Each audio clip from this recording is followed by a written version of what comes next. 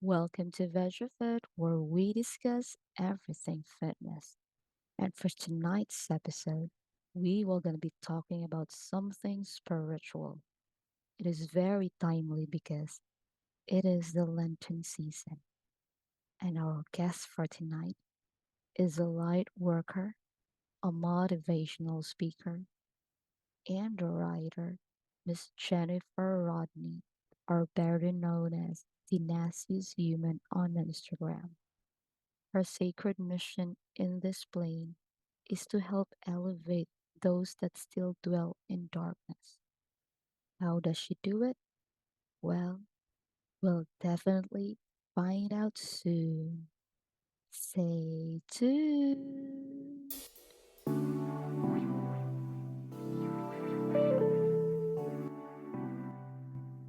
Hello, welcome to VegeFit, where we discuss everything fitness and more. Today's episode, it is very, very special because she is my first ever overseas guest. Her name is Tenacious Human on Instagram, and she is a very inspirational being that I really approach her if she can guest for our podcast. She is Miss Jennifer Rodney, better known as Tenacious Human on social media platforms. She is a light worker, and her sacred mission on this plane is to help elevate those still dwell in darkness. Hi, Miss Jennifer.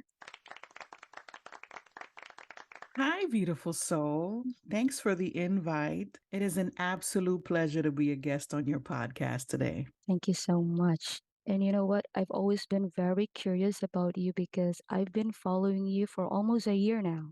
Thank you. Likewise, likewise. I love your page and I love what you stand for.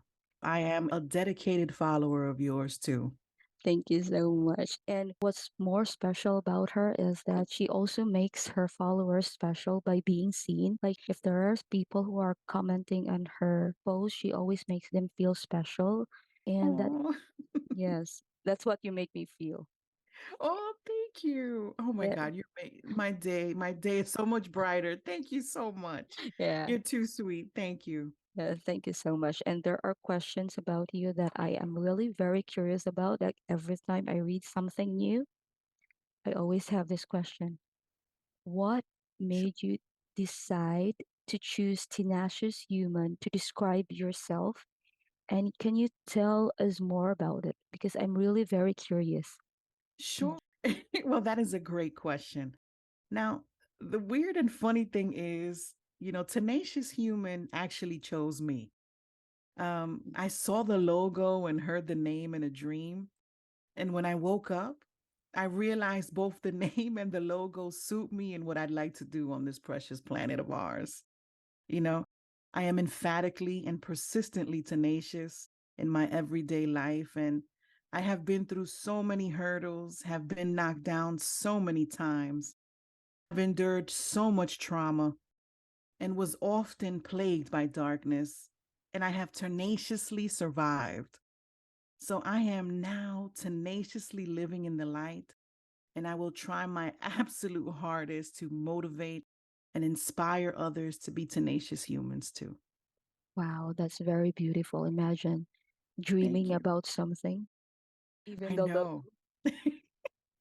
I'd like to think it was God. Yeah, yeah, I think that's how God communicates with us in our dreams and maybe everything we see so that we can spread more light in this world. Oh, for sure, for sure. Yeah. Absolutely. And I have this question about light. Can anyone be a light worker, Miss Jennifer, or do we have to possess a certain kind of psychic gift to be one? Well, for those that don't know what a light worker is, let me first explain the gist of what a light worker is. A light worker feels a tremendous pull and tug to help others. We are tenacious souls that truly dedicate our lives in the best way we know how, to improve the vibe on earth and commit to serving, guiding, and helping humanity. We are usually intuitive. We can feel the energy here on earth. We are empathic beings, and we can often feel people's pain and suffering of those that cross our paths. But let me tell you, not all light workers work as psychics. Mhm. Some get into the medical field and become nurses, doctors, psychiatrists, teachers, motivational speakers, life coaches, artists, writers, and so much more. But Mhm. I'm a light worker that is a writer, motivational speaker, and Mhm. artist. And I am also still exploring other creative ways to help uplift people and assist in helping better our world today. So I hope I answered that question for you. Yeah. So for you, a light worker is more on becoming empathic. So being an empath is enough to become a light worker because sometimes there are other belief systems that even being an empath is a gift. For That's why, sure. yeah, that's why I asked that question because I am really very curious on how you view a light worker versus how other view a light worker. So I have this another question, Miss Jennifer. Does healing or woundedness or shadow work eventually lead to becoming a light worker? Because most of your posts that I've read is more like conquering our darkness and then transmuting it to something light because you have conquered all those problems. You've decided to spread light to the world and be an inspiration to others who are still in the darkness. Sure. Well, thank you for that. Um, Let me first briefly explain, because not everyone knows what shadow work is. Mm, So let me first explain briefly what shadow work is. So, shadow work is working with one's mind to mm, bring to light every part of yourself that you've hidden and mm, repressed. mm, Trauma and personality traits that one doesn't want to accept or deal with and sweeps under the rug, or also an integral part of shadow work. We must deal with and face these shadows that plague our minds. And when one heals these internal wounds, one must feel the pull and hear the call to help people. Like every passion and career choice or calling, I believe you must feel the need and drive to be a dedicated light worker. Like some people, since they're very young, they hear the calling of being a doctor. It's the same thing with light worker. So once you've healed, and have done the shadow work, you mm. have to hear the calling for sure. For sure. Because I think if you are plagued with darkness, I don't think you can hear anything. Do you agree with me? Or is it like that when you are too problematic, maybe like you're ill or you are mentally having a lot of issues? It's very difficult to find light during those times. So maybe yes. Oh, for sure, for sure. During dark times, love is very hard, because there's tons of mental illnesses too that people often have to deal with. Depression, Yeah. it's unfortunate that depression doesn't allow you to see yourself clearer. So truly, truly, shadow work is very important. Shadow work, once you do the work, you'll be able to see yourself much more clearer and also know what you want. Am I right? Yeah. How did you deal with all those things? Because you have survived many hurdles and darkness in your life. How did you deal with all of them before you became tenacious, Miss Jennifer? Well, for me, just like everyone else, I had to fall first. Mm-hmm. I have been through so much trauma since I was very young. I have been through so many things, and I just hit that breaking point. Mm-mm. And it was at that breaking point that I decided I just can't do this anymore. I have to change my life. Mm-hmm. I will no longer call myself or be associated with the word victim. Mm-hmm. I don't want to be a victim. Yes. And I have to rise and get up and live my life and follow my calling. So for me, it was having a major fall and breakdown before rising.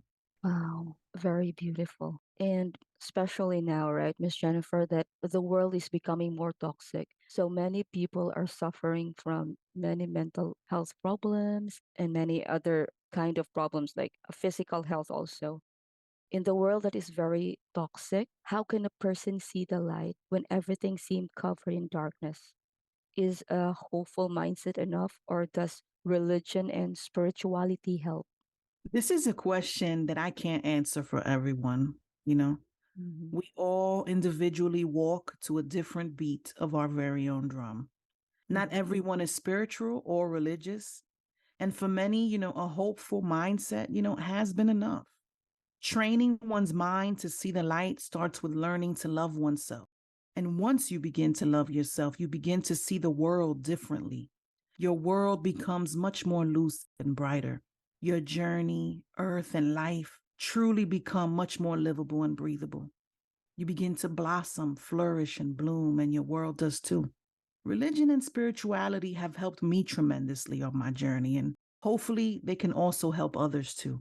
God is essential to me.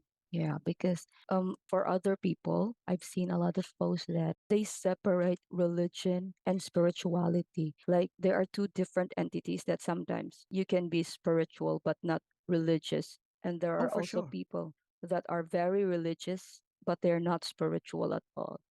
For sure, for sure. I totally see it too. Yeah. So for you, your religion has helped you to become spiritual, right, Miss Jennifer? Well, I was actually raised and brought up in Catholic school. Me too. So, I would like to call myself, what can I say, a hippie for Jesus. I Yeah. am a Catholic that respects all religions and faiths. I don't like to judge because I truly believe that if Jesus were to be walking this earth right now, he wouldn't be judging others and he'd love others, everyone equally. And I think that's very important. And every religion has some truth. Am I right? Yes, yes, I believe that there's a grain of truth in everything. And as much as possible, I also want to respect other religions and other spiritual people and practices. For And sure. yeah, I'm also Roman Catholic. And, there's a part of me that feels like, oh my gosh, I might be judged because sometimes when you're Catholic, there's a part of me, like especially from where I came from, that you have to be following a lot of strict rituals. And sometimes I'm just not like that. And I'm more open and I don't want debates. I don't want to spread hate about other religions and other practices. I just want to, I want unity, especially in spreading light. As Oh, long for as sure. yeah, as long as you're spreading light, I don't care about your religion. I will respect you as long as you're doing great in this world because the world is already very toxic. So thank you, Miss Jennifer, for saying that you're a hippie for Jesus. And Yeah. I'm very glad to hear that you're a hippie for Jesus too. Yeah. That's great. We can both frolic and dance and sing and love Jesus together Yeah. Without judging others or being, without judging others, right? yeah, yeah, Right. yeah. That's the great thing, It feels great that, you know, there's someone like me out there and I'm not alone. Thank You are you, Miss definitely not Jennifer. alone. You're definitely not alone. Okay, so Miss Jennifer, how can we spread light to the world? Great question. I think one must begin with connecting to one's inner light first. Self love and self care are keys to unlocking and connecting with one's inner light. Secondly, learning to open one's heart to others and keeping a positive outlook persistently in one's mind is also essential. Forgiveness is also paramount. One Yes, must learn to forgive oneself and others, which raises the vibration of our planet and spreads so much light because anger and hate undeniably darkly invade our planet the most. yes, yes, So, also, helping others and helping our world are fundamental habits that spread light on our precious earth. We are here to spread love, light, yes, compassion, and kindness. yes, So, for all of those beautiful, tenacious souls that are listening, let's make this world a brighter place yes. In our own way. in our own way. And Yes. being a hippie for Jesus is quite all right. It's more than okay. Yeah, because I'm just gonna add this because this is really perfect. I think this is the reason why that maybe God led me to you because Oh, now is a Lenten season. yeah. Yeah, and then you said that you're limiting your screen time, and then I just got lucky here. Yeah, because I'm also doing some fasting for Lent, and then this is just one of the things that I want to do for Lent. Maybe I was just hoping to find a person that fits the Lenten season, and you just hit home when you said forgiveness, because for this time, for Catholics, it's really about forgiveness. Yes, Yes, and then yeah, I think it truly should start with ourselves, because if we cannot forgive ourselves for all the bad things or all the pains that we have allowed ourselves to be in, we cannot forgive others. And for sure. For as- sure. Absolutely right. and about self-care, I think we cannot do self-care if we cannot forgive ourselves, because every time we hate, we are just hurting ourselves. So thank you so much for your input, Miss Jennifer. Thank you. And thank you so much for the invite. And thanks for chatting with me, beautiful soul. Yeah, I really enjoy this one. Thank you so much. Thank Tenacious you. Human, guys, follow her on Instagram and all other social media platforms. Thank you so much, Miss Jennifer. Thank you. Take care. And Bye. always remember, we can all become tenacious humans. Amen. Amen. Yay. Bye. It was so nice Bye. talking to you, love. God bless. God bless, Miss Jennifer. Tenacious Human. I hope you learned something valuable today and continue to support VEGEFit. Because here at VEGEFit, we may not still be fit and still far from being spiritual, but we're working on it every day. Thank you for listening and see you again in our next podcast.